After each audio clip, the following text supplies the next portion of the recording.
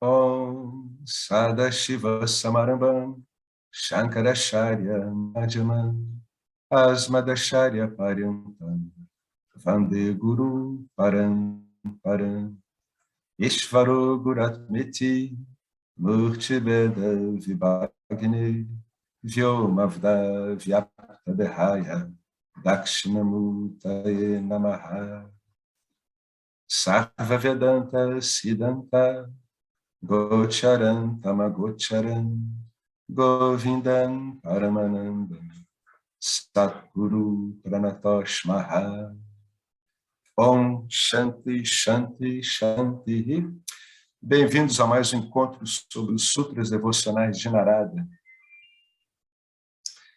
segundo o Vedanta ortodoxo de Adi Shankaracharya. Então, sempre que a gente fala de Vedanta nesse contexto, é o Vedanta ortodoxo não dual, porque tem outras abordagens que usam livros usados pelo Vedanta ortodoxo, mas usam sob o ponto de vista dual, que é o caso do Bhagavad Gita, por exemplo, usado pelo Movimento para a Consciência de Krishna. Eu estou falando isso porque teve uma dúvida dessa hoje, lá na página, né? Um rapaz estava confuso no uso do Vedanta. Esse Vedanta é o quê? É Advaita? Sim. O Vedanta, rigorosamente conduzido, segundo a normatização de Adi Shankaracharya, esse Vedanta não dual, ele inevitavelmente leva a Advaita, né? Ele usa sistemas Dvaitas, que são palavras, são inferências, etc., para chegar ao Advaita. O Advaita não pode ser expresso, né? Ele é uma sacação, é um entendimento, que é muito facilitado pelo uso adequado desses sistemas de Dvaita, né, duais, para indicar a não dualidade. Mas voltando aqui às vacas mais magras, né, no conjunto de versos anteriores, o Narada ele ficou falando sobre os vários tipos de devoção, que são jogos devocionais. Aí, depois da gente terminar esses jogos todos, a pessoa pergunta assim, bom, para que serve isso? Evidentemente, para que você aplique na sua vida. Você vê qual é o jogo devocional mais adequado e passa a usá-lo. Aí, mas a pessoa diz, mas eu nunca tive isso na vida, etc. Eu sei, eu também passei por isso, não tem problema. Esse tipo de programa todo Jiva tem e é só começar a botar em prática de alguma forma que ele começa a responder. Como a gente aqui trabalha com compreensão, a compreensão, para mim, ela ajudou tremendamente o entendimento do que é devoção e por que ela ocorre naturalmente. Então, fica mais fácil, né? Então, a devoção, ela simplesmente aflora na pessoa. Então, uma vez que o indivíduo ele tenha entendido esses últimos personagens aí que ele acaba tendo que representar, em termos de devoção, ele executa um personagem devocional. E em termos de investigação, o que ele faz? Ele vê o personagem dele, como se ele fosse um diretor de um cinema, ou como se ele fosse um espectador vendo aquele personagem fazer essa coisa. Esse tipo de prática é muito interessante porque acostuma o Jiva a trabalhar em duas ordens de realidade, trabalhar conscientemente, porque isso já ocorre mesmo, né? Para ele não se impressione com essas aparentes contradições. Não há contradição nenhuma, uma ordem de realidade não interfere nada com a outra. Do mesmo jeito que para uma visão não dual, para um Gnana Yoga, o meditador ele aparece como objeto, né? Para a visão não dual, aquele devotado dualmente aparecerá como um personagem, como um objeto no campo de Nitya, né? Vertendo louvores ao objeto da sua devoção, que aí seria Jiva, né? Seria o ser no seu papel de criador, né? Então, depois disso tudo ficar claro, aí vem esse verso 69 do Narada. Esses devotos não duais, aqueles que compreenderam que eles estão adorando a si mesmos, né?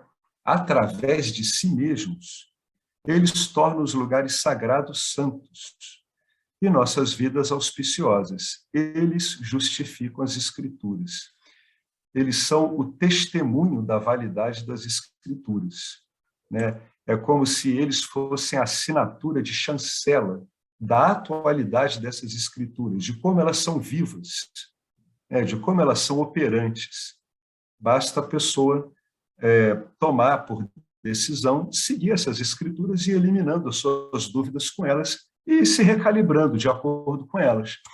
Então, aqui ele faz uma analogia, né, com os rituais, que é muito comum na cultura védica, que é um devoto dualista se banhar no rio sagrado para que ele deixe os seus pecados no rio. Então ele faz uma brincadeira aqui, ele diz: os devotos dualistas deixam seus pecados nos rios sagrados, mas os devotos não duais purificam os rios sagrados dos pecados dos outros. Por quê? Porque esses devotos não duais são não diferentes de Deus. Eles compreendem que, em última instância, eles e Ishvara são o mesmo ser, com meios refletores de propriedades bem diferentes, mas a identidade fica estabelecida, fica compreendida e vivenciada. O que quer que façam, abençoa o mundo, porque são naturalmente dármicos. Suas moradias se tornam centros de peregrinação, como é o Ramana Ashram em Tiruvannamalai. Suas vidas dão credibilidade às escrituras. A chancela, né, mostra que a escritura é uma coisa viva, não é algo destinado a um debate filosófico, não é nada disso. A escritura é para ser introjetada na pessoa, né? Eu vou continuando, né, até a gente ter um material aqui para uma possível dúvida. O devoto não dual é totalmente absorvido em Deus. Isso aqui é uma afirmação delicada, pode ser interpretada de várias formas. Vamos ver a interpretação que o James está dando aqui, para que a gente não tenha a impressão de que essa absorção necessariamente é um transe ou necessariamente é um samadhi, onde o instrumento de conhecimento é apagado. Um nirvikalpa samadhi, por exemplo. Não, não é isso, né? Ele é totalmente absorvido em Deus conscientemente. Aí ele compara aqui com um sansari. Na verdade, o funcionamento dos dois é parecido. O que muda é o ajuste. Um sansari mantém tudo em seu coração, exceto Ishvara. Né? Por quê? Porque um sansari ele mantém todos os objetos, né, dos seus desejos ou medos no seu coração. Ele mantém os objetos e a sombra dos objetos no seu coração. O sansari ele é movido pelo medo e pelo desejo. E já um devoto ele não é movido pelo medo e pelo desejo. Ele é movido pelo Dharma, ele é movido pelo amor ao Criador. Esse é um devoto dual. Né? Todos os objetos dele, de desejo, foram substituídos por um só, Ishvara. Então, o funcionamento é o mesmo. Olha. Um sansari mantém tudo em seu coração, exceto Ishvara. Porém, um devoto não dual não tem nada além de Ishvara em seu coração, o que só mostra que eles funcionam da mesma forma. Então, quando o devoto se move de um lugar para outro, é Ishvara se movendo de um lugar para outro, elevando todos a quem ele ou ela contata. O seu corpo físico é sagrado, porque o Lorde está plenamente realizado em seu coração. Nenhum véu de ignorância ou egoísmo obscurece o amor. Um devoto dualista pode dizer, Deus está em mim, mas um devoto não dual é Ishvara por completo. Não há dentro e nem fora. Ele diz, de plena e sã consciência, Ishvara sou eu e eu sou Ishvara. Essa é a diferença. Um devoto dual, como ele se vê como um corpo, uma mente, um corpo, ele se situa na dimensão espaço-temporal. Um devoto não dual, como ele se vê como ser, ele não se situa na dimensão espaço-temporal. Então, para ele, não faz sentido dizer que Deus está em mim, Deus, né, e esse Deus que está em mim saúda o Deus que está em você. Não, não tem nada disso. Um devoto não dual, ele compreendeu que, em última instância, tanto ele quanto Ishvara são Deus. E, embora na manifestação o devoto não dual ele seja uma modulação de Ishvara, em essência, ele é o mesmo que Ishvara. Quando o devoto compreende, através da consciência refletida, que, na verdade, a verdadeira luz da consciência refletida é o único eu. Né? É isso que ele quer dizer, o Lorde está plenamente realizado. Um devoto não dual, ele só vê Deus o tempo todo. O que é muito interessante, porque, irrespectivamente da qualidade do que está acontecendo no campo Dharma, ele vê Deus o tempo todo. Então, daí vem aquele poema do Tati Tnan, né? Eu sou o pirata que estupra uma vítima indefesa e eu sou a vítima indefesa que é estuprada pelo pirata. É claro que um poema desse ele tem que ser lido sob esse ângulo não dual, senão a pessoa vai realmente duvidar da lucidez desse monge budista. Né? Mas o que está acontecendo ali? Independentemente do que ocorre no campo dármico, se é uma ação dármica ou adármica, o pano de fundo sempre é o próprio Deus. Mas isso fica tão claro que deixa de ser pano de fundo e vem para frente. Né? É como se você estivesse vendo um filme e a tela fosse o que mais te interessasse. É uma tela vívida, ela é você mesmo. A mesma natureza que impulsiona aquela tela, impulsiona você. Né? Por isso que ele diz aqui que não há véu de ignorância ou egoísmo. Por quê? Não há véu de ignorância, porque o devoto não dual, ele sabe que ele é Deus, ele sabe que só existe Deus. E não há egoísmo. Por quê? Porque a identidade dele não está mais circunscrita a uma personalidade que se considera separada, uma personalidade que tem que buscar objetos para se satisfazer. Então não há mais margem para egoísmo, não faz mais sentido. Tudo isso por quê? Porque ele lutou contra isso? Né? Num certo sentido, sim. Mas como a luta dele foi através da compreensão, não há aquele atrito que as pessoas imaginam que é uma luta, quando você tem que alcançar posições e mantê-las, né, podendo retroceder. Nesse caso aqui não há retrocesso. Não há como ter retrocesso. Mesmo que a pessoa, por um motivo inexplicável, quisesse retroceder, ela não consegue. Né? Ela pode negligenciar a descoberta que ela fez, que ocorreu a ela, mas isso vai estar sempre puxando ela de volta o tempo todo. Né? Então, isso ocorre muito. Né? O indivíduo, no começo, quando a compreensão não dual fica clara para ele oscila bastante, né? Porque ele ainda não aprendeu, especialmente se ele não tem uma devoção muito desenvolvida, ele não aprendeu a apreciar essa coisa que veio a ele, de que ele é o ser e que tudo é o ser. A compreensão é clara, porém a apreciação oscila. Com o passar do tempo, esse sistema de conhecimento aqui, esse meio, que é o Vedanta, ele dá recursos para isso também. Né? Então, o indivíduo, é interessante, ele vai se reestruturando dualmente e, de alguma forma inexplicável, isso faz desabrochar para ele um amor próprio, né? Não localizado. Não está localizado exatamente nele, né? Está localizado, se a gente pudesse dizer assim, em qualquer lugar, então não tem localização. Para isso tudo, o Vedanta dá recursos. Então, é por isso que ele escreve aqui, um devoto dualista, que ele se vê no espaço-tempo, ele pode dizer que Deus está em mim. A saudação Namastê é isso. Né? O Deus em mim saúda o Deus em você. Mas um devoto não dual, ele sabe que ele é Ishvara. Ele sabe que ele é Ishvara, ele é tanto Saguna Brahman, que seria o Ishvara, seria Ishvara, como a gente está tratando aqui, como ele é Nirguna Brahman. Né?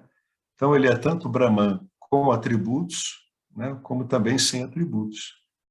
O devoto não dual compreende plenamente que o jiva ao qual ele está associado é o próprio Ishvara numa modulação jiva.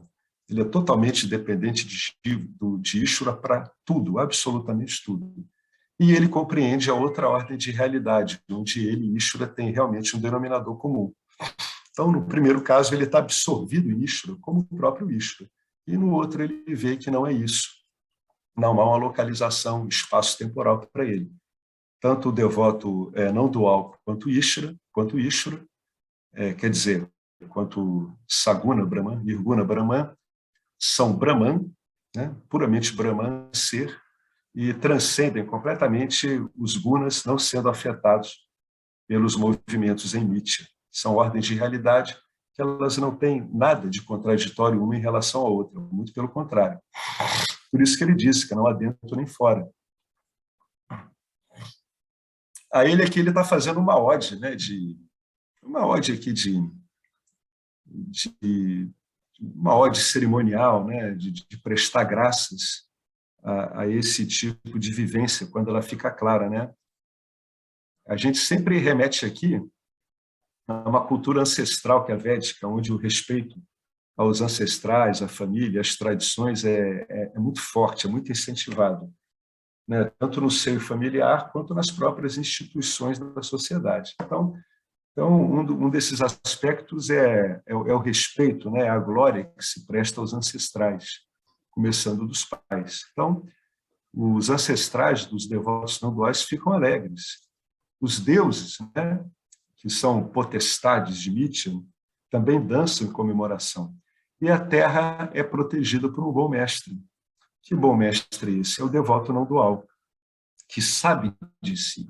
Esse é o conhecimento mais importante que um verdadeiro mestre, na acepção dessas escrituras, tem. O que um verdadeiro mestre sabe? Ele sabe de si. Ele sabe desse monte de eventos de Mitya. Aí depende da aptidão dele. Se ele é um médico, ele vai saber. Se ele é um agricultor, ele vai saber bastante, né? O potencial dele de conhecimento aumenta muito. Aí o James ele comenta aqui sobre uma vivência que ele teve com a mãe dele, que chamou muita atenção para ele.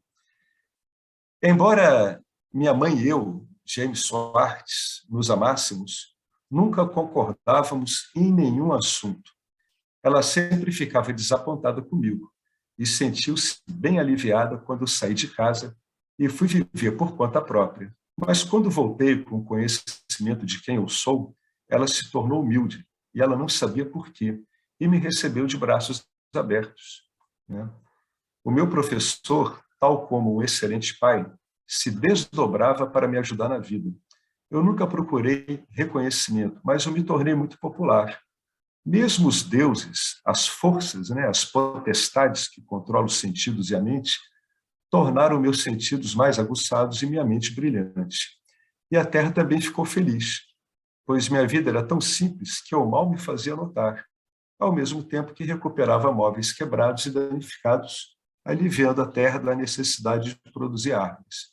Isso aqui é como James viu, né, a visão que ele descreve dele trafegando em Mitya, depois que esse conhecimento não dual, que equivale à devoção não dual, ficou bem realizado, né, ficou bem assentado. Ele faz um comentário aqui interessante em relação aos sentidos e à mente e a qualidade do funcionamento, tanto do sentido quanto da mente. Vocês imaginam a diferença. Uma pessoa que está cercada de objetos, né, cercada de suas projeções mentais, na verdade, ela tem uma mente multifacetada.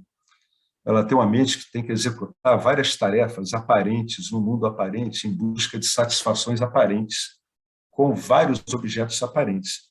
Quando isso fica resolvido, essa mente não é mais perturbada do jeito que estava. Então, é natural que a mente fique mais brilhante, que ela fique mais aguçada, que ela fique mais focada. Tudo isso são movimentos naturais.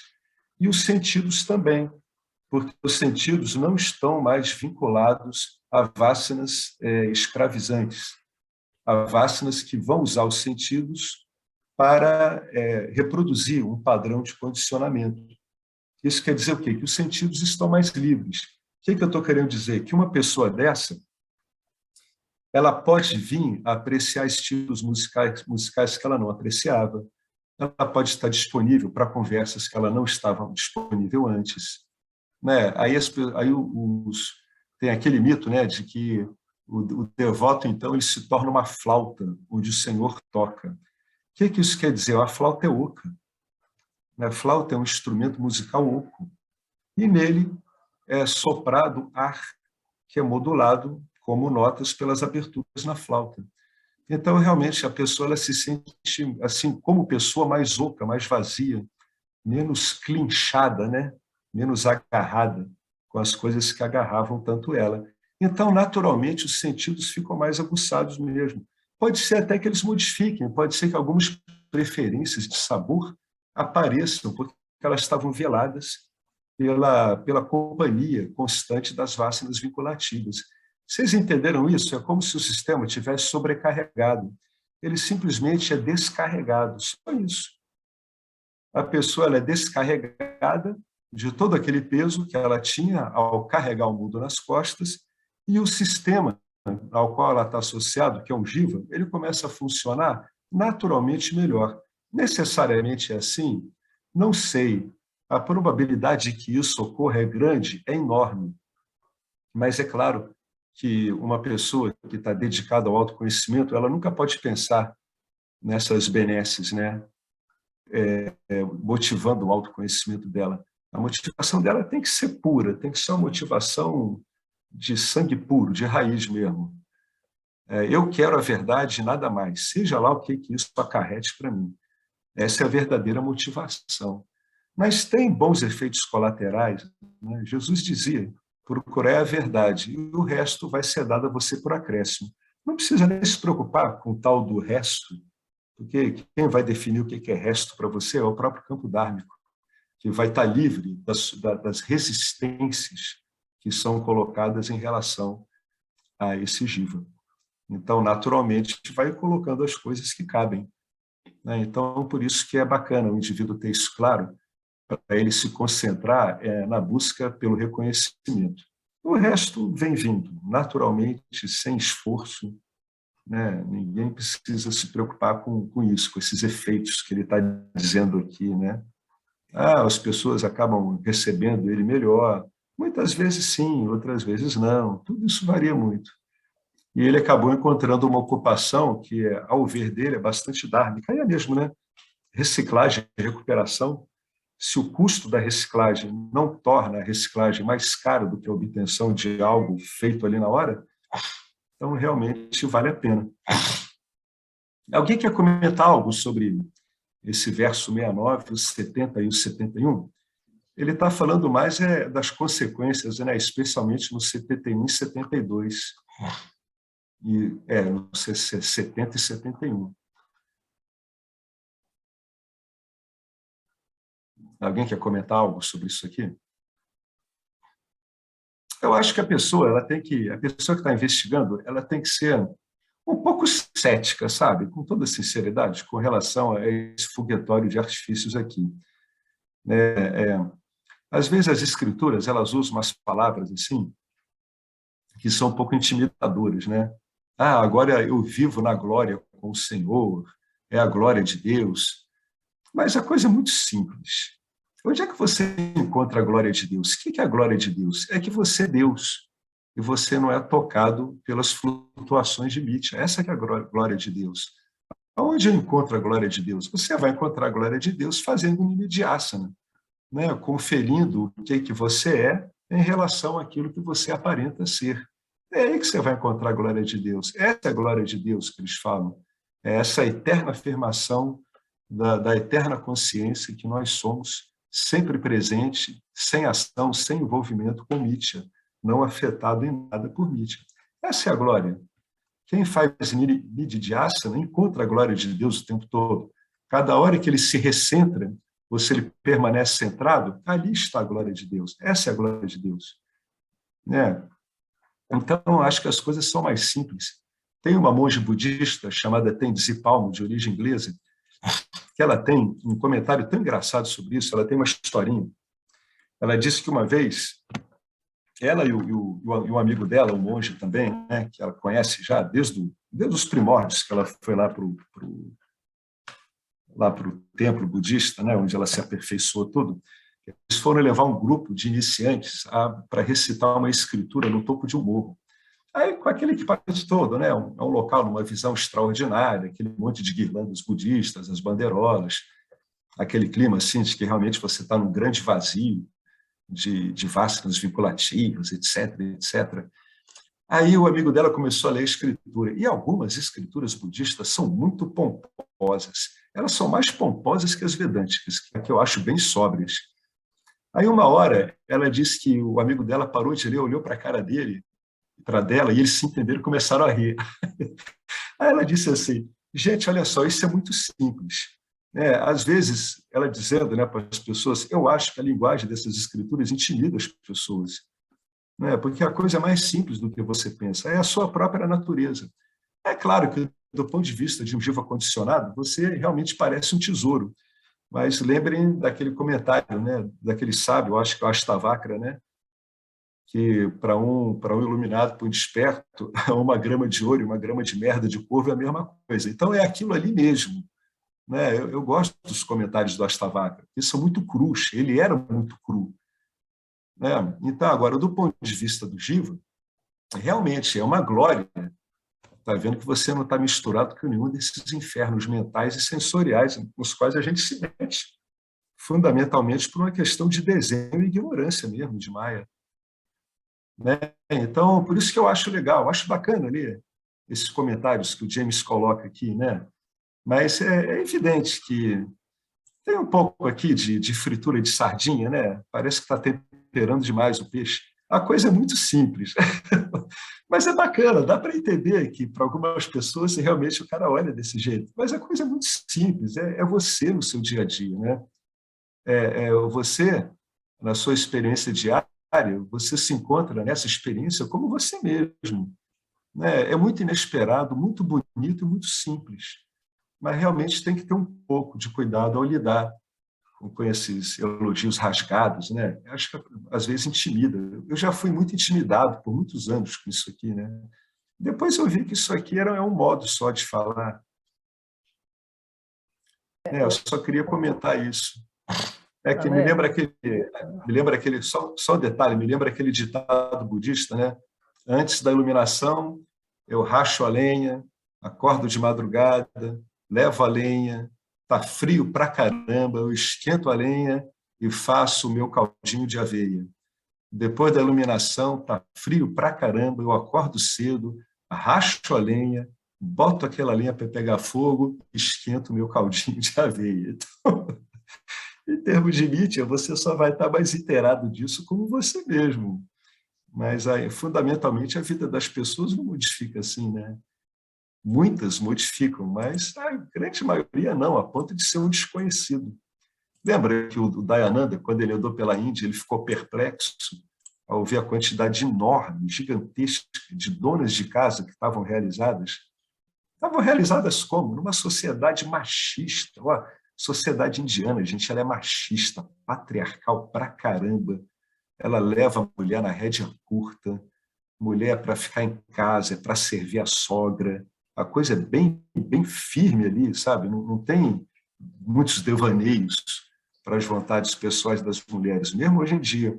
E mesmo nesse contexto, tinha aquele monte de donas de casa cumprindo aquele papel de sempre, que estavam muito claras sobre o que elas eram.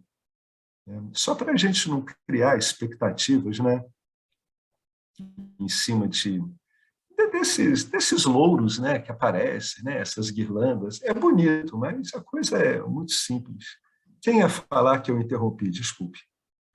Não, eu lembrei-me que, na essência da iluminação, o James Schwartz, ele fala do relacionamento dele com a mãe dele, e que ele falando de Deus para ela fala para ele, mas Deus não traz o bacon, né? Não é verdade? Ela não queria Eu me saber das lembro disso. conversas. É bem interessante. E agora aqui ele vem e conta isso, que ele retorna e ela ter uma outra visão, né, do que ele estava lá manifestando lá atrás.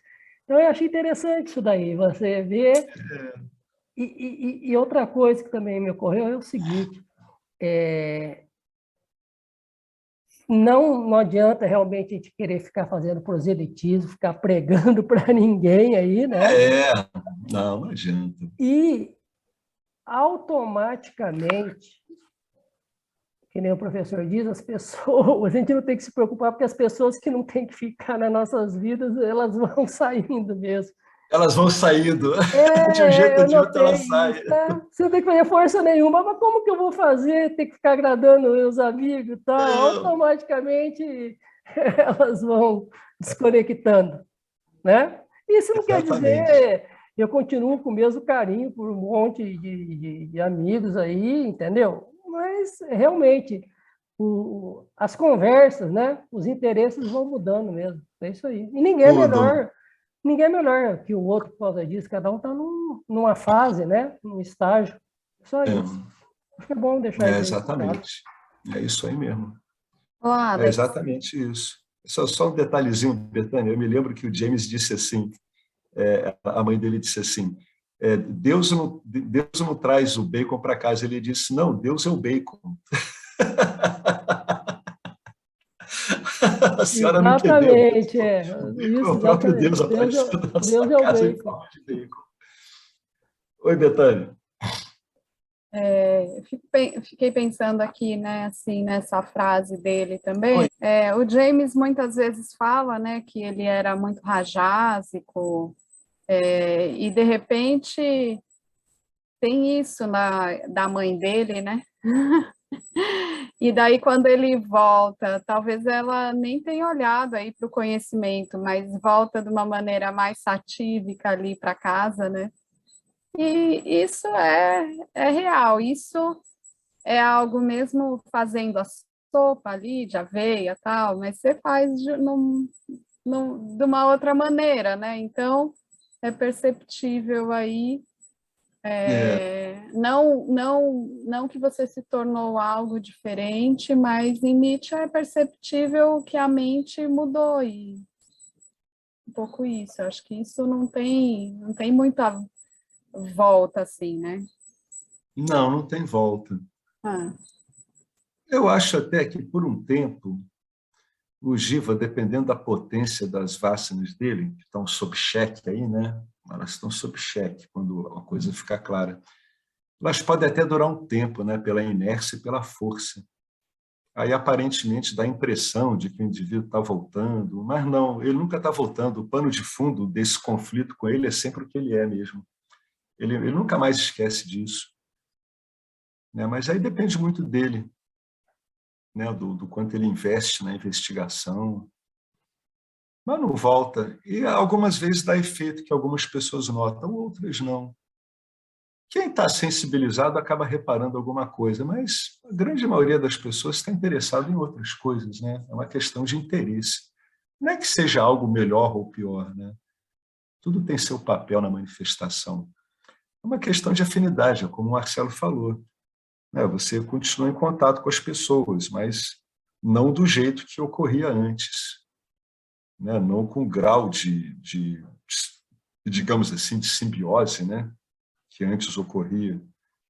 E algumas pessoas realmente ocorre um afastamento espontâneo mesmo, né? Às vezes circunstancial mesmo, a circunstância força o afastamento. Outras permanecem, mas não do jeito que era. Vai dando esses efeitos todos. Alguém quer comentar mais alguma coisa?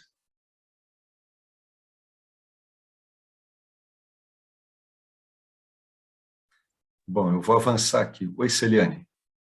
Oi. Eu pensei aqui... Tudo bem, boa noite. Eu tenho me percebido mais livre em Nietzsche. Menos agarrada, né, até as vásanas que ainda estão, né, eu consigo observar as vásanas e falar assim, tá tudo bem, né, como se mesmo os conflitos que eu preciso lidar ainda no dia a dia, como se eu lido com ele e ele passa, né, ele não fica mais agarrado, eu não fico pensando, não fico com aquilo, né, como um tempo atrás eu ficava.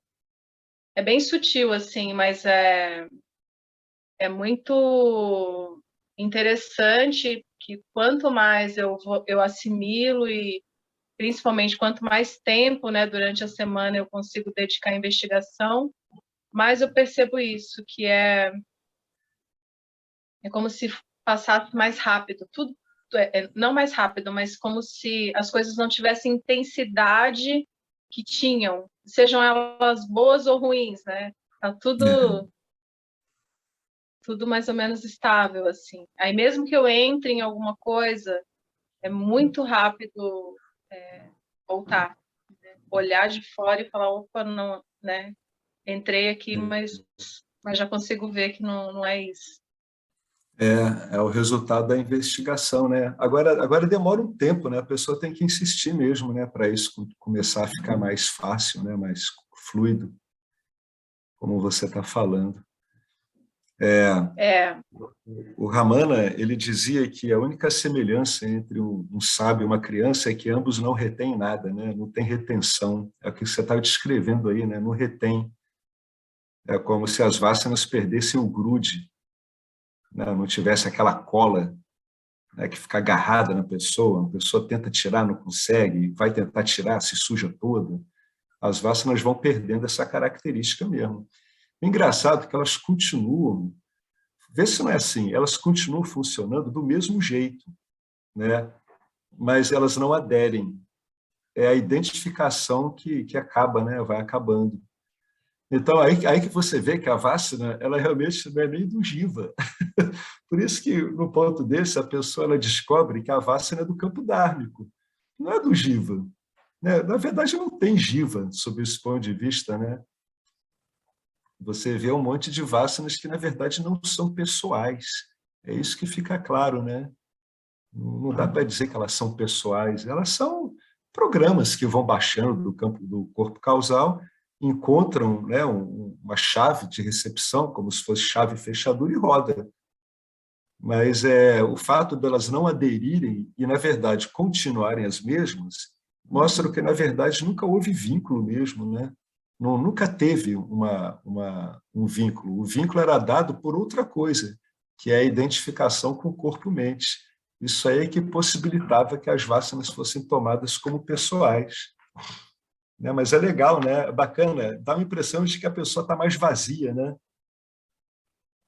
Mas não é um vazio desprovido de vida, né? De pulsão, pelo contrário, né? Muito mais vívido, né? Muito mais intenso por si mesmo, né? É uma força vital que não tem a ver com energia. Não é energia, é uma espécie de conhecimento puro, inteligência pura, é uma coisa muito bacana. Fica claro que tudo ocorre por causa disso. Tudo, qualquer coisa só é viabilizada por causa disso. Mas também não dá para expressar o que é, porque não dá para expressar mesmo, não tem como. Né? Mas os obstáculos podem ser expressados e tratados. Né? Legal, bacana. É isso aí mesmo, Celiane. Vai dando esses efeitos, né? Agora, você imagina uma pessoa em que vai ocorrendo isso, mas ela não está orientada. Isso ocorre cotidianamente com alguma frequência, sabia? Aí a pessoa ela entra no que muitas chamam de um vazio, né? Porque a única referência que elas têm são as vasanas, né? Que chancelam a identificação com a personalidade. Então, quando às vezes as pessoas espontaneamente entram nisso, elas podem ficar desesperadas, né? Porque não tem orientação nem nada, e elas perdem o vínculo, elas perdem a identidade. Mas como a gente aqui está trabalhando de outra forma, fica claro qual é a sua identidade diante disso, né? É uma identidade que não é alterada por isso. A gente não consegue expressar o que é, mas que não é alterado, não é alterado mesmo. Legal, né? Muito bom. Vai dando efeito, é só a pessoa ir ficando que vai dando efeito. A gente vê pelos efeitos. É engraçado, né?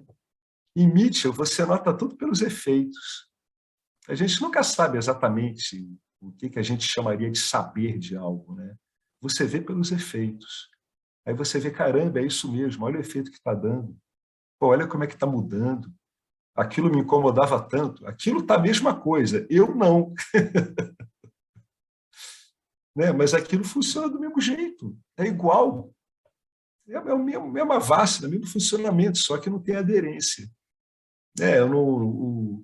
No jeito como eu estou me compreendendo, eu não consigo mais dispensar atenção a isso como antes. E é muito natural, né? Vai ocorrendo de modo muito natural, sem a pessoa ter que elaborar como é que vai ser, como é que não vai ser, não. Isso é o que a pessoa é. Aí ela vê por isso, ela diz, pô, que bacana, eu sou assim. É legal isso, é muito bonito, mas ao mesmo tempo é muito simples, né? É por isso que às vezes eu fico um pouco assim, fazendo ressalva e boto um pouco de pilha, numa linguagem muito empolada, né? Que vem de uma cultura muito cheia de parangolés, como a indiana, tudo. Aí, às vezes, impressiona um pouco o ocidental. Então, tem que dar, às vezes, uma desbastada, né? Nesses superlativos, assim. É muito legal. Vamos para o verso 7.2 e 7.3. Aí, aqui, é inspirado em Shankaracharya, provavelmente, se bem que eu acho que o Narada é anterior, aí começa a ficar difícil saber quem é quem aqui. Aí o Narada ele dá o golpe definitivo naquele cara que acha que a não dualidade pode ser conferida devido a um adjunto, devido a um atributo, né, em Miti. Ele vai lá, ele demole de vez, ele fala, ó, não há distinções entre os devotos não dualistas em termos de classe social, educação, beleza física, família, ocupação e assim por diante, porque internamente todos são iguais aos olhos do Lorde. Em termos de cultura indiana, ele está dizendo que um pária é igual a um brahmane, o que, dependendo do sistema de crenças para que ele está falando isso, pode render para ele até mesmo uma condenação, aí, né? Um banimento. É por isso que quem estudava dualidade tinha que ter muito cuidado numa determinada época, né? E o Shankaracharya, na vida dele, ele passou por um evento desse que foi, segundo ele, a libertação dele, né? Foi quando ele foi interpelado por um pária. Na verdade, ele mandou o pária, ele como Brahmani, ele mandou o pária sair da frente dele. Aí o pária olhou para ele, riu e disse assim, o Sudra, né, que é a classe mais baixa, disse assim, ó Brahmani, a quem você se refere? A esse corpo ou a você mesmo? Né? Aí que o Shankaracharya viu, disse, caramba, levei uma esfregada desse pária. Aí, para escândalos dos discípulos dele, ele se prostrou aos pés do pária. Aí ele disse, aquele que foi o meu momento. Foi quando ficou claro para mim que não havia diferenciação nenhuma, impossível haver. Agora, você vê a grandeza do cara, né? Como é que o cara estava bem equipado, né? Que ele reconheceu isso na hora. Né? O olhar dele atravessou aquelas diferenças, ele disse, caramba, é isso, em cheio, muito bacana. A resposta do padre foi ótima, né? O Brahmani, a quem você se refere? A esse corpo? Né? Aí desequilibrou, né? Toda aquela carga vinculativa que ele tinha de pertencer a uma classe mais conceituada na cultura indiana, né? que é um Brahmani. É muito bacana. Quem puder ver o vídeo sobre a vida de Adi Shankara, vale a pena ver. É um belo vídeo. Vale a pena ver. É muito bonito, é muito fiel. Né? A gente vê que as histórias citadas ali, elas têm respaldo no que a gente conhece. Foram consultados vários sábios ou vários eruditos em escrituras para reproduzir a vida dele em filme. Aí aqui o James ele vai tecer uns comentários aqui. Todos os devotos não duais são igualmente grandes, independentemente do seu status, aparência, educação ou ocupação. Como Shankaracharya diz em Manisha Panchakam, ele ou ela pode ser um Brahmani letrado ou um pária. Exatamente um pária que deu aquela luz nele, né? Não importa. O ser interno que brilha distintamente em todos os três estados, né? Sono profundo, vigília e o estado onírico, é o mesmo em um e em todos, independentemente de casta, independentemente de credo, independentemente de tipo de pessoa. Aquele que nos estimula a esse conhecimento é o verdadeiro mestre. Então, qual é o verdadeiro mestre? O verdadeiro mestre é aquele que mostra para você que não há diferença entre ele e você. Então, se tem um professor espiritual que ele, no ensino dele, ele firma essa diferenciação, as pessoas interessadas em não dualidade devem educadamente, né, se retirar e não aparecer mais de lá. Então, o verdadeiro mestre é aquele que estimula esse conhecimento, né, essa não dualidade. O verdadeiro mestre é aquele que sabe que o papel dele, Nietzsche, é servir de espelho ao aluno. Por quê? Porque o aluno está ignorante. Ele não é um ignorante nato. Ele está ignorante. E ele precisa, às vezes, de uma imagem para se referenciar, enquanto não fica claro que ele é o próprio ser. E, portanto, que ele é igual ao mestre. Esse é o verdadeiro papel do mestre. Um bom professor, um bom mestre, sabe que o papel dele é só de alavancagem, é um espelho, é só um tipo de suporte que é dado ao estudante, né? É uma referência provisória. O mestre ele é uma referência provisória. Se o conjunto do trabalho entre o aluno e o professor é bem feito, esse posicionamento de mestre e discípulo ele se dissolve rapidamente. Mas fica, né, aquele agradecimento, aquele carinho, etc. Mas os dois sabem que foi um grande jogo em Mítia, mas só Mítia mesmo. Né? Essas pessoas são encontradas em todas as esferas da vida e respondem ao mundo de acordo com sua guna predominante, que geralmente é sattva. Alguns são ativos e viajam pelo mundo ensinando. Outros, a imensa maioria, permanecem desconhecidos. Evitam a sociedade, ou pelo menos a identificação, né, com os principais vetores da sociedade, e vivem como eremitas. Outros permanecem, muitos, essa é uma outra quantidade boa também, permanecem em suas profissões e seguem a vida familiar. Isso é muito comum no Ocidente. Permanecem em suas profissões e seguem a vida familiar. Acaba ficando a mesma coisa. Não há regra. Independentemente das circunstâncias, não há diferença entre eles. Não há diferença nenhuma. E faltou ele dizer, em última instância, não há diferença entre eles e nenhum jiva. Porque eles sabem que, muito embora os outros jivas não o sabem, eles são ser como eles são. Sim, os sansaristas também pertencem a Deus. Claro, né? Mas se você se associar ao mundo de medos e desejos, não se aproximará dele. Por quê? Porque você é excluído por Deus? Não. Você não vai se aproximar dele porque você vai estar envolvido com outros objetos. Outros objetos de desejo e outros objetos de medo. Ou seja, o seu sistema de atenção ele está sobrecarregado. Imagina um circuito que está provisoriamente sobrecarregado. Tá, esse é o circuito do sansara. Ele está sobrecarregado com o quê? Com gostos e desgostos. Né? Por quê? Aí ele fala aqui, porque eles se apegam ao senso de eu e meu, o que reforça a impressão de dualidade que você tenha, né? Que você tiver. Aqui eu nem sei qual é o português certo. Se você se associar a devotos não duais sábios e reverenciá-los é apreciar a companhia deles, né? Desenvolver relações respeitosas, igualitárias, mas ao mesmo tempo respeitosas.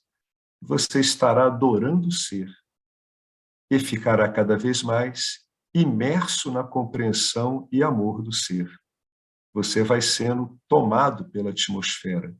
E como é uma atmosfera de conhecimento, você absorve essa atmosfera como conhecimento. Você consegue traduzir isso em conhecimento para você. Esse é o maior benefício que as escrituras dizem da associação, né, nos moldes indianos, entre um discípulo e um guru. É que você vai sendo contagiado por aquilo.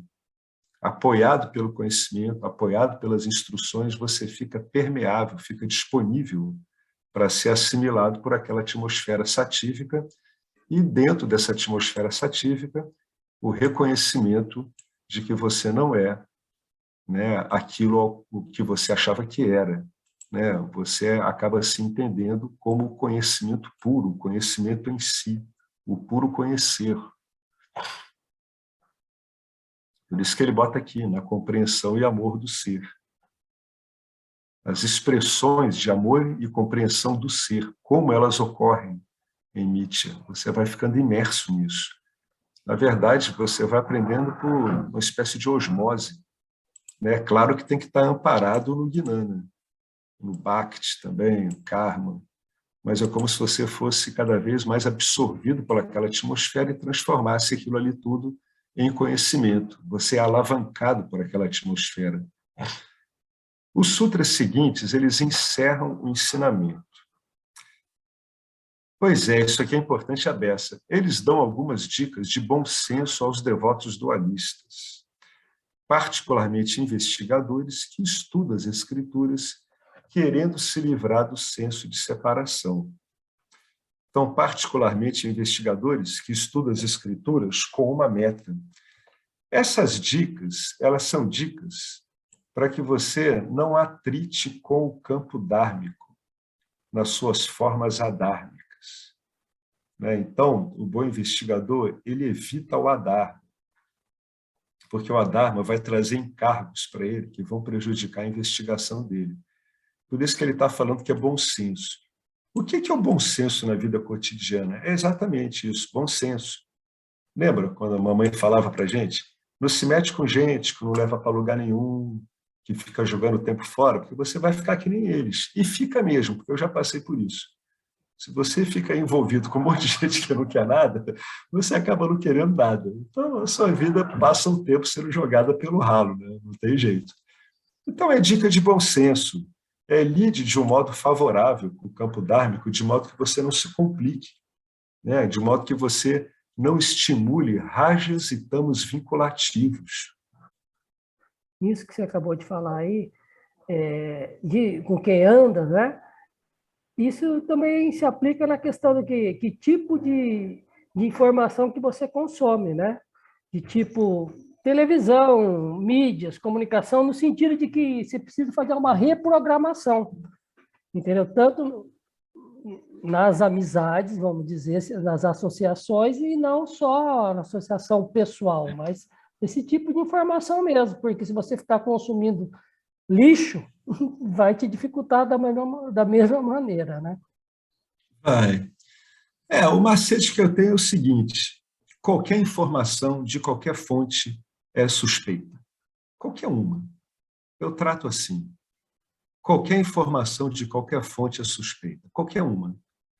Então, aí o cara vai com calma. Ele vê o que interessa a ele naquele conjunto de informações e ele vai procurar se balizar através de várias vertentes, até ver uma vertente de bom senso.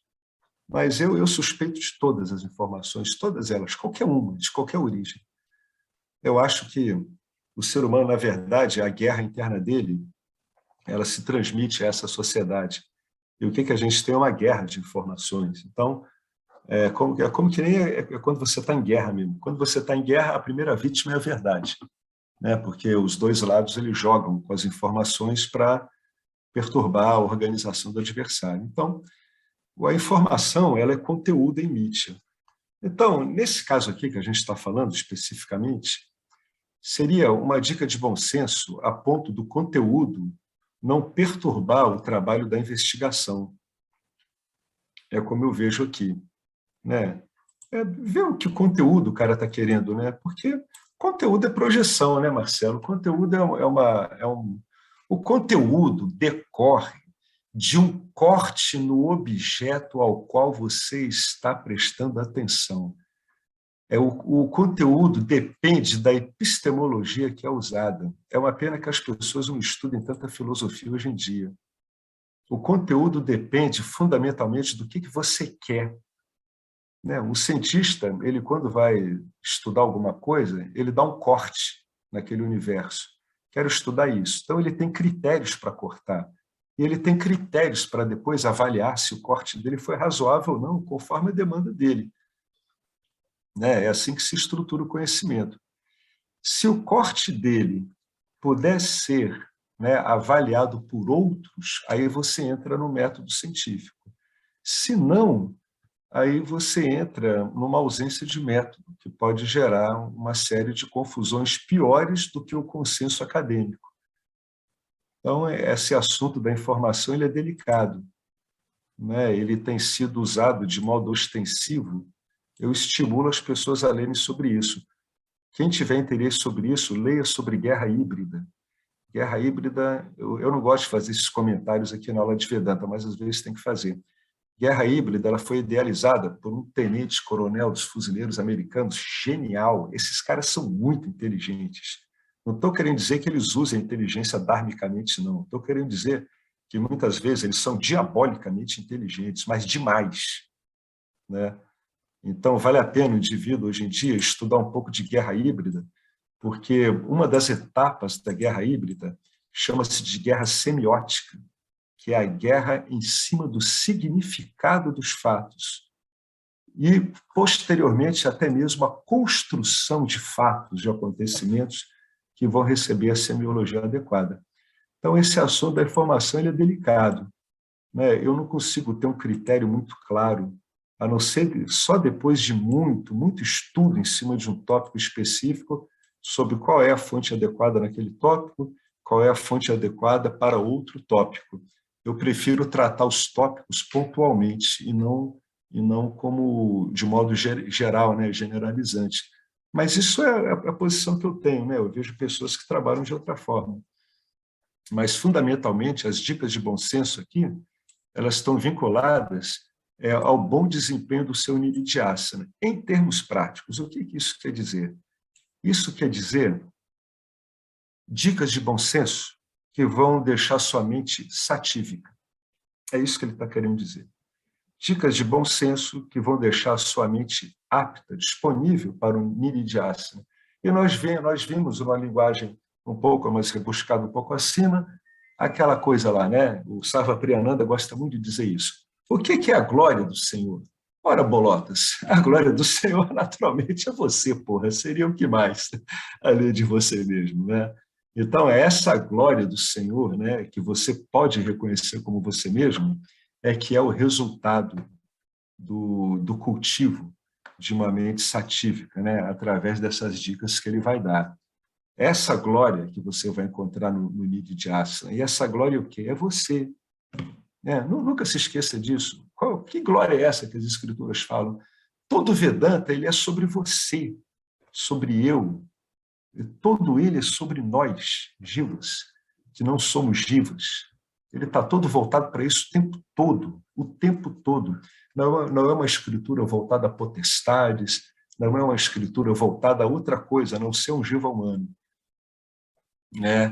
Esse bom senso ele serve para isso, para tornar o seu tráfego em Mithya de tal modo satívico que você esteja no seu tráfego em Mithya, nas suas transações em Mithya, apto a, através do Nididhyasana, ter o reconhecimento mais fácil da glória que você é em cada situação.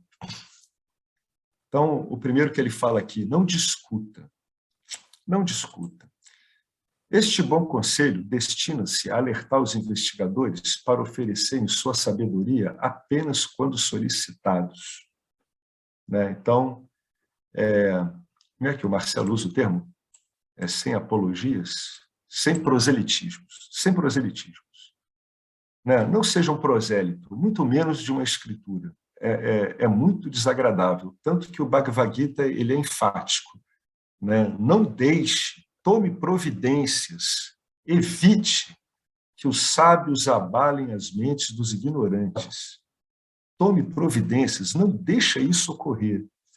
Pessoas com saber escritural sofisticado, porém imaturas, com baixa autoestima e afligidas pela competitividade rajásica, invariavelmente querem ser vistas como inteligentes e instruídas. Elas sempre acham que estão certas e têm grande prazer em corrigir, convencer e bancarem o guru dos outros. As ideias apresentadas a partir desse estado mental levam a discussões que reforçam a dualidade. Uma vez ouvi um dito budista assim: você quer ficar em paz ou você quer estar certo? O que você quer fazer? Decida. Você quer a paz ou quer estar certo? Se você quiser estar certo, pode ter conta que você vai lutar o tempo todo. Se você quer ter a paz, você não vai lutar com nada nem com ninguém. A escolha é sua. A escolha é sua. Você que vê o que você faz. Se você quer estar certo, tenha certeza de que haverá combate, inevitavelmente. Se você acha que isso não é tão importante, aí você já está mais inclinado a ter a paz. A paz é acolhedora. A certeza em cima de conteúdos, ela acaba sendo excludente, porque muitas pessoas não vão concordar com as nossas certezas. Uma discussão iluminada, uma conversa iluminada, aqui às vezes a gente não consegue encontrar o termo adequado, em que a verdade é a única vencedora, só é possível quando os participantes são extremamente maduros. Vocês sabiam que na Grécia Antiga, hoje em dia a gente se refere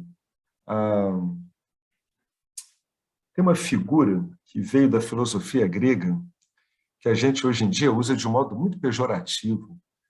Mas na época da Grécia Antiga, pré-aristotélica, aquilo ali era uma arte do discurso. Por que era uma arte do discurso? Né? Para que as pessoas não brigassem, para que elas conseguissem chegar a algumas conclusões na polis. Né? Havia decisões tomadas por cidadãos. Depois eu vou lembrar o termo que a gente se refere, né, pejorativamente. Então, o que havia? Ali tinham normas que procuravam tornar os participantes maduros para o debate. Hoje em dia não é o que a gente vê. As pessoas não conseguem articular, né, raciocínios bem calçados, até porque aprenderam a desenvolver o que elas chamam da verdade delas. A gente sabe que é relativo isso tudo, né? Então, olha o que o James está dizendo aqui. Se, numa discussão, a sua única motivação é vencer, e você está convencido de que a outra pessoa está errada, antes mesmo de ouvir os seus argumentos, você apenas gera calor emocional, você não vai gerar luz. As pessoas saem felizes e satisfeitas de discussões saudáveis. Quando uma discussão é saudável, as pessoas se sentem engrandecidas. Por quê? Porque uma discussão saudável, ela está carregada de sáttva. Uma discussão saudável, o principal objetivo dela é o conhecimento. As pessoas apreciam muito sáttva e elas saem felizes, saem contentes, saem aliviadas, saem esclarecidas. Disputas apenas geram raiva e amargura. Elas não geram amizade. Né? Então, mesmo que, em última instância, você esteja certo, objetivamente falando, é uma coisa que eu demorei décadas a aprender e é tão óbvio. Mesmo que isso exista, mesmo que você possa estar com argumentos muito fortes em cima de objetos de Nietzsche, o efeito disso não é o esclarecimento da outra pessoa. O efeito básico é raiva e amargura, é ressentimento. Tá? A pessoa não vai se sentir engrandecida por ter sido chamada a atenção em detalhes que ela não tinha prestado atenção e que estão respaldados em muitos fatos. Ela vai ficar zangada. Né? Isso é um efeito do campo. Né? Por quê? Porque a maior parte das pessoas são guiadas por emoções muito básicas. Né? Então, quando a gente questiona as crenças delas, ou os pontos de vista, a gente, no fundo, estamos questionando o quê, gente? As identificações dela. É por isso que gera tanto problema. Né? Você está lidando com aquilo que a pessoa julga, que é a pessoalidade dela. Então, acaba dando esse efeito, infelizmente. Por isso que ele está dizendo ali, pô, evita discutir. Para discutir, você tem que ter um interlocutor bem posicionado para discutir. Se você quiser cultivar uma amizade espiritual, aí a opinião do James, né? Evite falar sobre sexo, dinheiro e religião. E se esforce para erguer pontes, e não barreiras, né? Não vá criar abismos. Todo mundo sabe quais palavras apertam os botões das pessoas. O que é botão da pessoa? É onde estão as identificações das pessoas no campo dármico. Isso que é botão. Onde é que está o meu botão? É onde você está identificado no campo dármico. Todo mundo sabe disso. Depois de um tempo convivendo com uma pessoa, você sabe disso. E a pessoa sabe onde estão os seus botões também.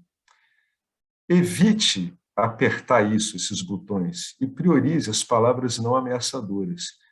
Egos tendem a ser muito sensíveis e ficam contrariados com facilidade. Fique atento. Né? Me lembrei. Retórica. Né? Hoje em dia, a gente olha a retórica de um modo muito pejorativo. Isso é pura retórica. O que quer dizer isso? Isso é um argumento vazio. Entretanto, quando a retórica surgiu na Grécia pré-socrática, a retórica ela não era algo destinado a conteúdos, em si a forma. O indivíduo ele aprendia a debater de acordo com formas adequadas ao discurso. Quem trabalha em juízo sabe que existe o silogismo jurídico, que é um modo de você encadear afirmações, né, e suposições diante do juiz, para que o seu debate, né, a sua apresentação diante do juízo não fique uma bagunça, não fique uma coisa sem pé nem cabeça, cheio de impressões puramente pessoais. Então, tem formas para você lidar com as pessoas em termos de argumento, só que você precisaria de pessoas que estão concordando com isso. Né? Tem até uma historinha de como começa como começa a República de Platão. A República de Platão, ela começa com Sócrates conduzindo, acho que um aspirante aluno dele, para um outro local. Nesse ínterim, eles dois são interceptados por uma guarda ou dono daquele rapaz, eu não lembro o que era aquilo. E o Sócrates tenta convencer esse cara de que ele deveria deixar o rapaz ir. E aí o Sócrates ele é apresentado pelo Platão fazendo, né, esse apelo. Deixa eu levar ele para lá. Você tá... Aí o outro diz, não vou deixar. Aí você não estaria disposto assim ao argumento, tudo, ver por que você deve deixar? Aí a outra parte responde, só se eu tiver vontade de ouvir. Pronto. Esse é o resumo da história. Você deve argumentar com pessoas que estão a fim de argumentar, a fim de chegar a algum resultado. Se a ideia for vencer, aí é muito difícil. Olha, em geral, a boa discussão, quando os debatedores são maduros, eles acabam sabendo de uma coisa, que antes de um bom debate, eles têm uma determinada configuração de opiniões, e eles sabem que o outro lado também. Se realmente a discussão é madura, provavelmente eles vão sair dessa discussão com as suas configurações de opinião saudavelmente modificadas. Isso é a discussão satírica, a discussão voltada para o aspecto do conhecimento, da transmissão de informação, do entendimento. Então, esse é um sintoma de que a discussão é saudável. É que os debatedores saíram transformados dela, ou seja, eles estão com um naipe de crenças modificado pelo debate. Isso é um sintoma. Quando a coisa é apenas vencer, aí vira uma guerra. A guerra interna do indivíduo é projetada no meio. Portanto, fique atento, porque as pessoas estão baseadas nos seus egos. Para nós do Vedanta, o ego é meramente uma unidade funcional, mas para as pessoas é a identidade mesmo. Então, o ego, que é algo que é muito particularmente forte no adulto, ele se ressente muito, porque o tempo todo, numa situação dessa, ele pode achar que as identificações dele estão sendo atacadas, e na verdade estão mesmo. Não é um aborrecimento de graça.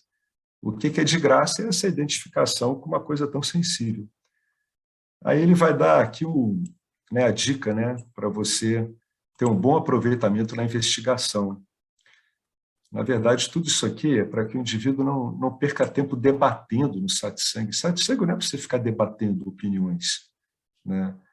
Participe dos satsangs com humildade, sabendo que você pode estar enganado, com respeito mútuo, honestidade intelectual e prepare-se para estar errado.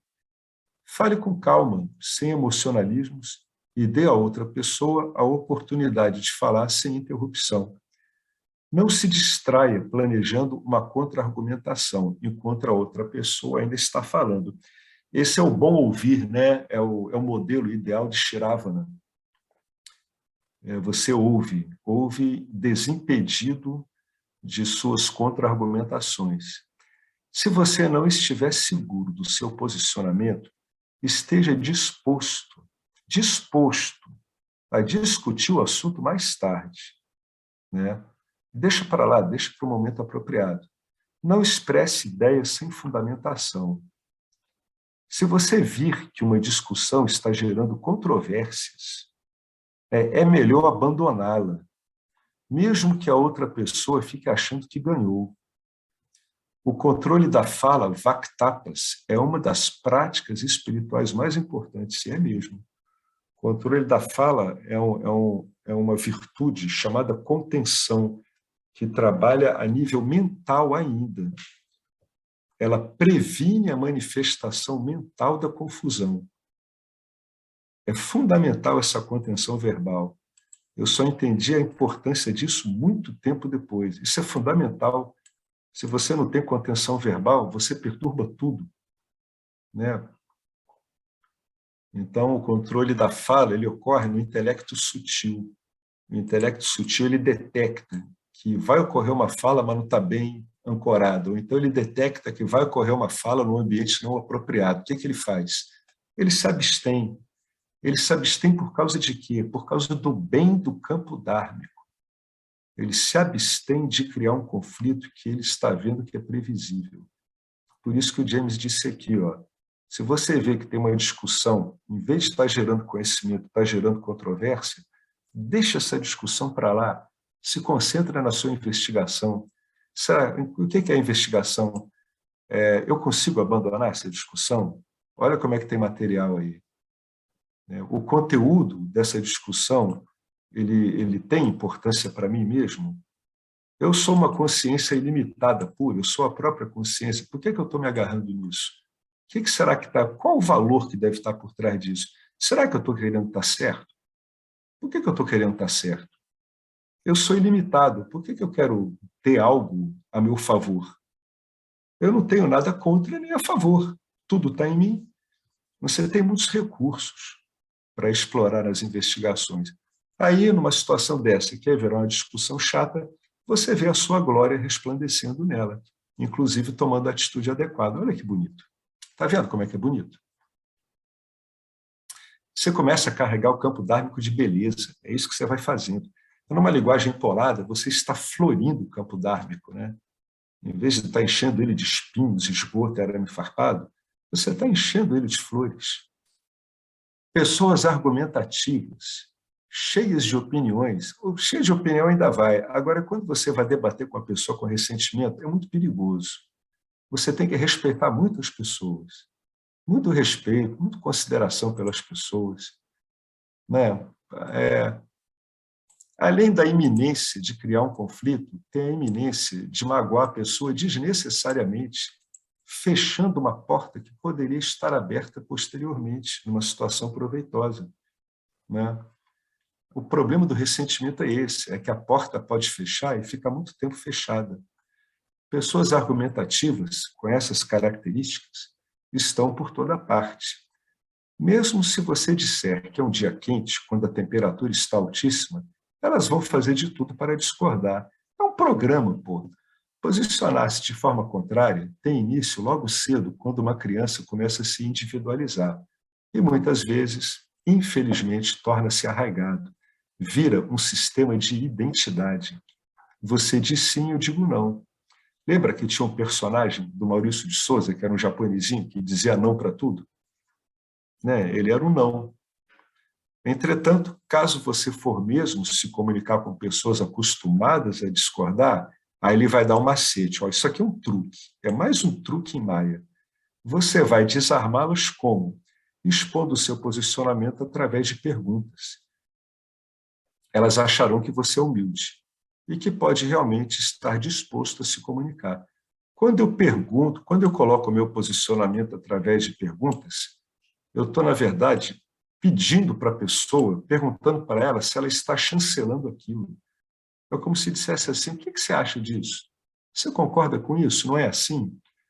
Quando você coloca a sua pergunta, você abre um espaço para que a pessoa vá lá e bote o posicionamento dela.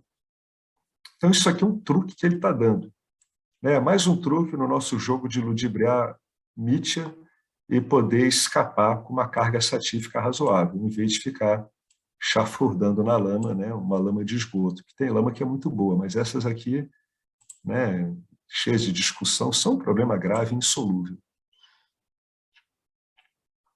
Alguém quer comentar alguma coisa? Porque a gente vive isso o tempo todo, né? E nessas épocas, então, Deus me livre, eu tenho saído de grupo atrás de grupo por causa disso. Não estou interessado mais nisso. Nenhum. Eu não tenho interesse em ficar soltando perdigoto em cima dos outros. Não funciona, não é funcional. Não é funcional. O problema é esse, só esse. Né? O problema é esse, não é funcional. Independentemente do que está sendo debatido, dificilmente isso funciona. Por isso que é bacana, né? Quando o indivíduo ele está num ambiente onde as pessoas elas têm um modo de lidar com uma questão, né? Aí tem aqueles rudimentos, né, de retórica antigos. Tem vários modos de você lidar com vícios de argumento. Tem livros escritos sobre isso, falsa analogia, redução ao absurdo, silogismos. Seria legal se as pessoas treinassem isso, sabe? É bonito, quando você encontra uma pessoa que fala assim, fica legal. Vocês podem não concordar com nada, mas só pelo fato daquilo ter corrido tão bem já é uma maravilha. O Alex, Oi? eu fico me vendo aí, né, como antes essa questão de o vencer era frequente, né? É. E agora eu acho muito interessante quando, mesmo tendo essa vasta, né, às vezes presente, eu me vejo parando e aí eu falo, caramba, consegui. E parece que o próprio parar é esse momento de você falar, putz, agora sim, peraí, agora eu estou vendo com clareza, só de parar, né? Porque esse mecanismo mesmo não traz clareza, né? De você Não, ficar não traz clareza. argumentando em cima e argumentando. E é legal ver essa mudança de programa, né? Porque era um programa muito forte para mim. É, é um Aí eu, programa porque ele tem uma base identificatória, né? É aí por eu isso acho o maior barato. Eu não prossigo com o programa, acho o maior barato. é um sistema, né, de discernimento mais refinado, né, que você está usando, né? Todos nós aqui nos refinamos, né? O Vedanta, ele às vezes ele entra em umas discussões, parece meio metafísicas. O professor Arlindo, ele bota muita pilha nisso. Ele diz assim, isso aqui não serve para nada. Eu discordo. Eu acho que por mais louca que seja o debate do Vedanta em cima das visões cosmogônicas, tem um efeito de sutilizar o discernimento. Vocês já repararam nisso? Independentemente daquilo ser daquele jeito ou não, né? Independentemente disso, ele força você a usar o teu sistema de discernimento de modo muito elaborado. Você fica lidando com objetos, né, de pensamento muito sutis, muito delicados, que exigem um movimento muito, muito claro, muito, muito preciso. Aí a gente começa a ter esses efeitos, né? O sistema de discernimento ele vai ficando cada vez mais elaborado, né? Mais sutil. É o que acontece. Ele pega as coisas na hora que as coisas estão nascendo. Olha que bacana, né? É como se O você que, interpretasse alguma coisa o que eu, antes da o coisa que eu sair. percebo, né, é que quando eu paro essa retórica, vamos dizer assim, né, E a Betânia é uma dama sendo uma autêntica dama, praticando vaquitapas. É o controle, né? Segurando as A palavras. dama sendo Bactapa. uma autêntica dama. A pessoa, mas na verdade isso ocorre por compreensão, né? Você começa a entender. Há um tempo atrás eu vi assim, eu tive a mesma ideia da Betânia, eu dizia assim, caramba, o que eu estou querendo nesses debates? Era tão óbvio que eu queria vencer, mas eu demorei semanas. Todo mundo que estava do lado de fora ia saber que eu estava querendo vencer, mas eu demorei semanas para ver que o que eu queria era vencer. Aí eu digo, pô, é isso que eu estou querendo nisso, cara? eu Deu uma lembrei, assim, decepção, assim, né? uma coisa assim, né, de tipo, posso até, num sentido assim, quando eu paro a conversa, né, eu falo, tá bom, posso até não concordar, mas o que isso importa? E Exatamente. aí e aí abre o espaço, entendeu? E aí você fala, interessante, interessante da palavra do professor lá nos Estados Unidos, né? Interessante. Interessante, e pronto, acaba nessa frase, entendeu? E aí você já muda e beleza. E a pessoa sai, e você fala, e você também sai, graças a Deus, acabou a retórica, né? Então é interessante, Tá bom. porque é um programa mesmo, né? É um programa como foi colocado aí desde a infância, até mesmo a criança, de falar, não é aí, não, né? É um programa que para mim era muito forte. Graças a Deus É, eu consigo parar um pouquinho antes agora. Você está interceptando, é uma interceptação, repara. A hora que ele começa a tomar forma sutil, ele é interceptado, mas sem briga, sem alarde, né? Aí ele para na boa. Porque eu notei comigo, esse tipo de coisa consome muito a atenção da pessoa. Olha, eu até comecei a cozinhar melhor depois que eu parei de ficar assim. Não perdi mais o ponto do cozimento. Estou falando sério. Comecei a entrar certo com os temperos. Nunca mais fiz coisa solada, ruim para comer. Porque eu ficava, né, o tempo todo com aquilo girando na cabeça. Isso quer dizer que a sua atenção está onde? Está lá, né? Está nesse monte de coisas. Né? Esse diálogo interno, sobretudo esse querendo se impor, nossa, ele consome muito a disponibilidade de energia da pessoa. Ele é exaustivo. É Mas é isso, bacana, Alex. cara. Porque até assim fico pensando, né? É porque eu tenho ainda tanta argumentação para complementar, mas mesmo assim você fala, não, tá bom, vai Isso, até aqui. E você sabe que você exatamente. parou antes de dar continuidade, né? Isso é muito, muito É. louco. Eu fico olhando assim, eu falei, caramba, você conseguiu parar? Que legal. Você está vendo, você está lidando com condicionamento consciente. É o mesmo condicionamento, só que você está lidando com ele conscientemente.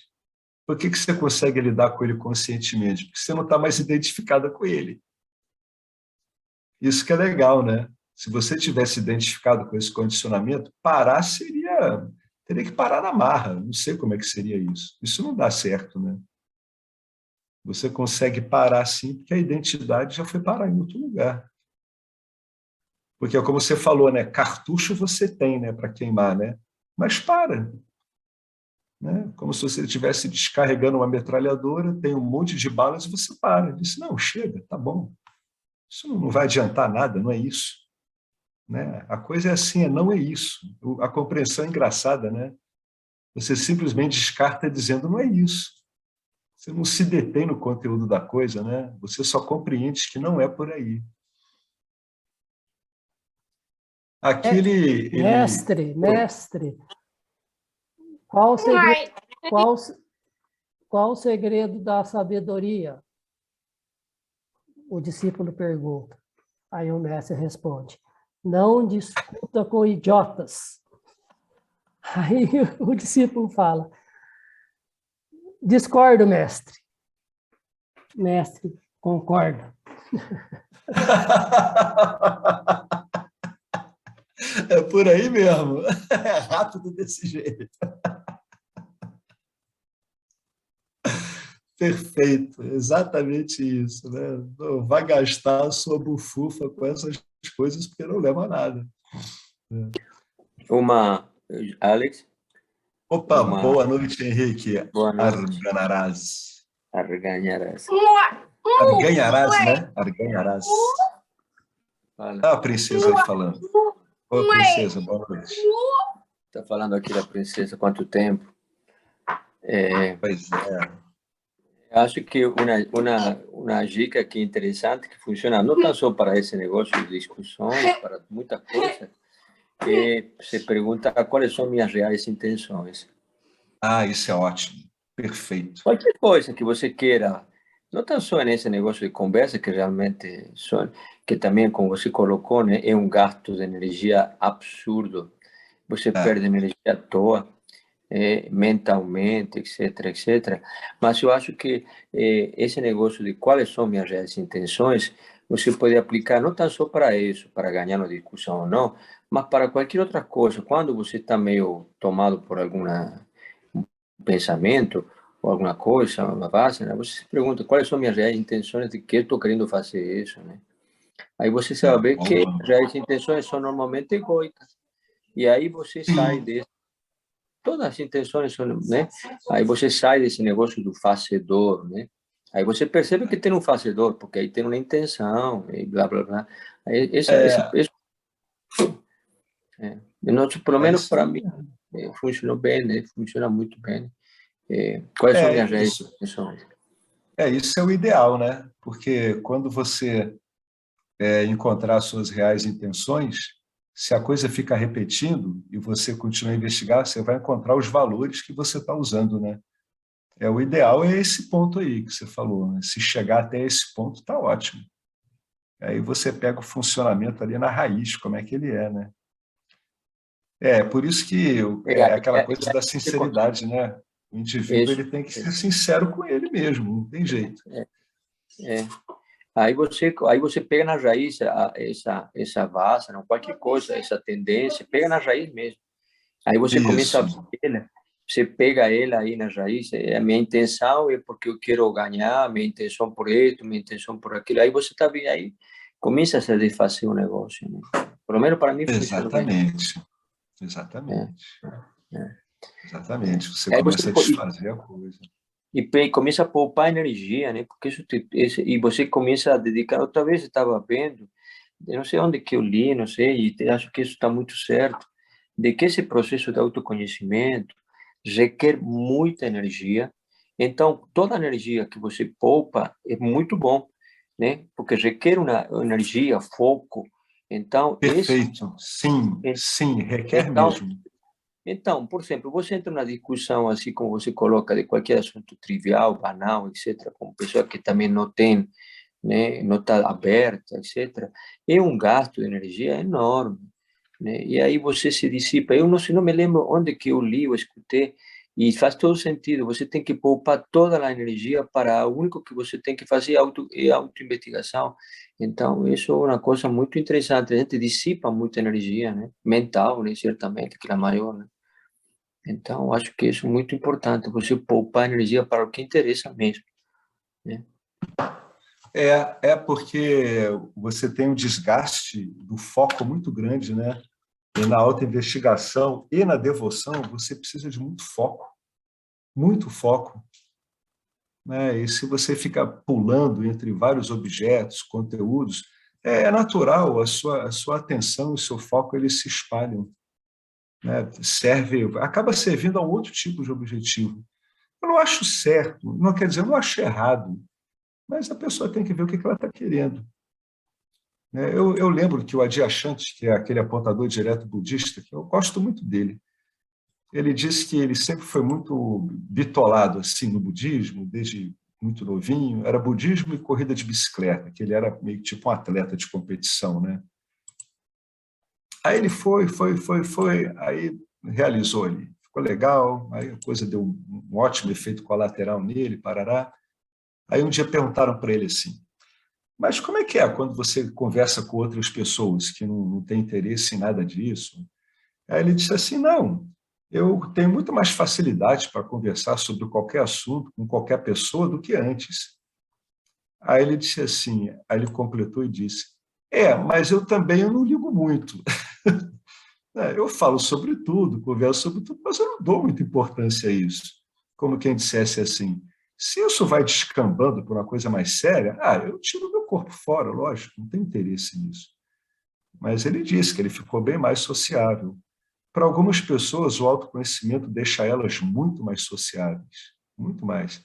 Especialmente quem era mais introspectivo, mais fechado em si mesmo, ele fica mais receptivo, mais aberto, né? Bom, essa hora aqui ela avançou um pouco, apesar de serem poucos versos, né? Eles são muito pragmáticos. Esse verso 75, que a gente vai começar no outro encontro, ele fala exatamente do que o Henrique estava dizendo, e a Betânia também. E a opinião geral, né? Argumentar leva a dificuldades excessivas. É um excesso de dificuldade. E não resolve nada. Por quê? Porque você não vai convencer outra pessoa não está motivada pelo que você está achando. Ela vai ficar aborrecida, com aquele efeito possível, né, de fechar uma porta. É um problema muito grande a pessoa fechar portas na vida. Quem sabe aquela porta poderia estar aberta em outro momento, né, dando um resultado bom de um lado para o outro, né? Então eu vou ler isso aqui só en passant, né? Não vamos falar sobre, mas é interessante para levar isso, né? Argumentar leva a dificuldades excessivas, né? Ela aumenta as dificuldades. Quando entramos em uma discussão sobre um tópico em particular, traduzindo, quando entramos em uma discussão sobre o conteúdo dos objetos em Nitya, usando uma linguagem bem vedântica, cada pessoa procura impor sua opinião, dando várias razões e exemplos, que, por sua vez, se tornam uma fonte de mais discordâncias. Quantas vezes a gente vê isso ocorrer? Então, em vez de resolver um problema, somos confrontados com problemas adicionais. É como a Segunda Guerra Mundial, que começou entre a Alemanha e a Polônia e acabou se espalhando pelo mundo. Mesmo no Vedanta, onde você esperaria que as pessoas estivessem preocupadas apenas com a verdade, esse problema ocorre. A metáfora da corda cobra, que serve para ilustrar a distinção entre Satya e Nitya, gerou muitas interpretações diferentes, quais sejam: o ser não existe, o mundo não existe, o Jiva não existe, o Sansara não existe, etc. É o balaio de gato, né? Cada Tom, Dick e Harry vedantino tem uma opinião, e eles se envolvem totalmente em discussões, cada um buscando ter a última palavra para provar quão espiritualizados e sábios eles são. Não existe algo como a última palavra quando você vai para a discussão com essa mentalidade de querer dar a última palavra. Né? Já está indo para uma furada. Então, eu vou retomar esse verso 75, mas principalmente em relação a gente do Ocidente, ter cuidado com essas argumentações em cima dos conteúdos, né, dos objetos de Nietzsche, para quem está investigando, pode levar a... Esse cuidado pode levar a uma enorme sativização da mente. Tá? Porque, inclusive, fica uma mente mais realista, né? Um corpo sutil mais equilibrado. O que vale a pena fazer, o que não vale, né? O indivíduo tem que saber o que vale a pena. Então, isso depende das escolhas dele, dos valores dele. Tá bom. Alguém tem mais algum comentário aí a fazer?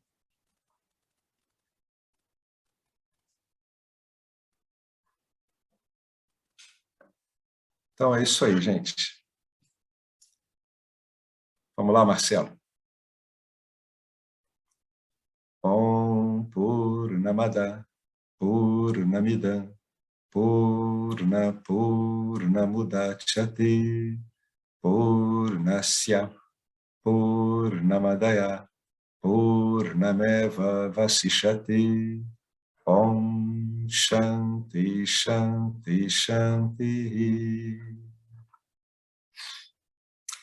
Gratidão a Ishvara, gratidão ao Vedanta, gratidão a essa sampradaya de professores e alunos, gratidão ao nosso professor Arlindo, que é a ponta de lança aí do Vedanta Brasil aqui. Lembrando aí as doações, né? Quem puder doar, tudo bem. Veja com você mesmo se isso está funcionando bem com você, né? Se você aprecia o valor do ensinamento. Se apreciar o valor do ensinamento, é normal doar, né? Ainda mais para professores que não são vinculados a ashramas, né? Que recebem doações institucionais mesmo. É isso aí, gente. Grande abraço para todos vocês.